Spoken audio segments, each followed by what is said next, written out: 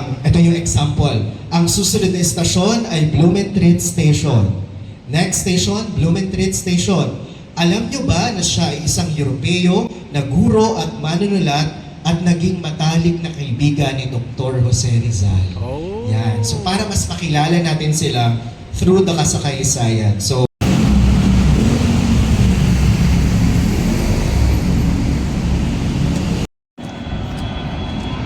sa madaanan dito?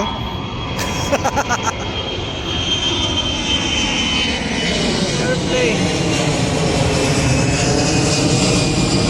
Naglalarga na yata eh. Nakita ko na si Axel.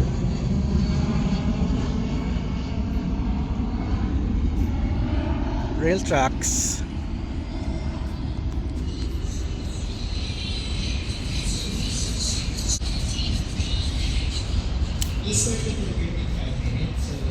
Start na. Start na. Sakto tayo. But make sure to wear yung PPEs when you go to the restroom. Napunta ko ba yan, sir? Okay, ito na yung event. So we're here sa LRT admin in LRT 1 depot at may event. Meron sila para kasaysayang na event. At binigyan nila kami ng Cavitex na LRT 1 Cavite Extension na beep card na hindi siya for sale. So mag-start na. So ito na yung trend. Kakagasaan tayo ng trend. From the corporate communications of LRMC. At nandito po tayo ngayon to officially launch the Kasakaysayan. Ayan, did you hear that well? Kasakaysayan. Let me hear it from you para hindi po kayo mabulol. Kasakaysayan, go! Kasakaysayan! Ayan. Is named for. So kung ano po yung station, kung saan or kanino ipinangalan, ay doon po tungkol yung trivia. Bakit ganyan? Bakit from Roosevelt nagpalit ng Fernando Poe Jr. Station yung pangalan? So ngayon bibigyan nating linaw. Yan.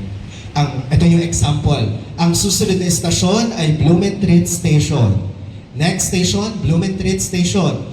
Alam nyo ba na siya ay isang Europeo na guro at manunulat at naging matalik na kaibigan ni Dr. Jose Rizal? Oh. Yan. So para mas makilala natin sila through the kasakaysayan. So approach by LRMC, I think in 2023, to start a program to educate the people, commuters, as well as anyone na interested about history, about the story of the LRT. It's always mentioned the LRT1 is sa loob ng DH. And then, on our third year with Renacimiento Manila, we introduced the sound in one train set.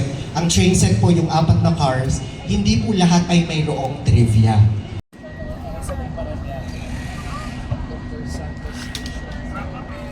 Okay, sakay na kami ng LRT.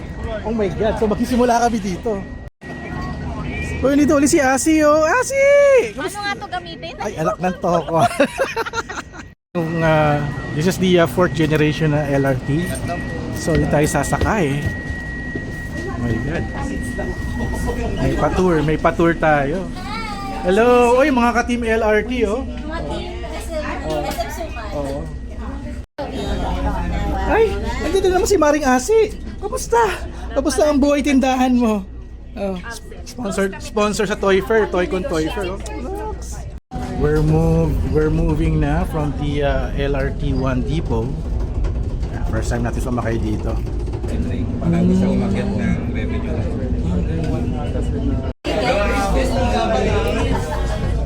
Nasa ano tayo?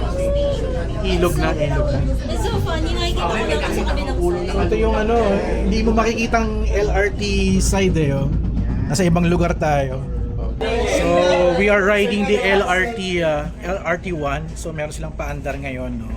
May mga trivia, historical trivia on every LRT1 station.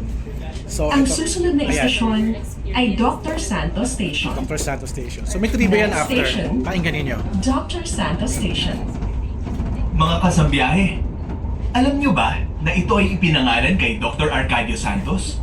Siya ay isang tubong Paranaque na nagsilbing gobernador ng lalawigan ng Rizal mula 1920 hanggang 1922. Panahong bahagi pa ng Rizal ang Paranaque. Isang kasakaysayan mula sa LRMC. Ingat po sa biyahe! So yun, every LRT station may trivia.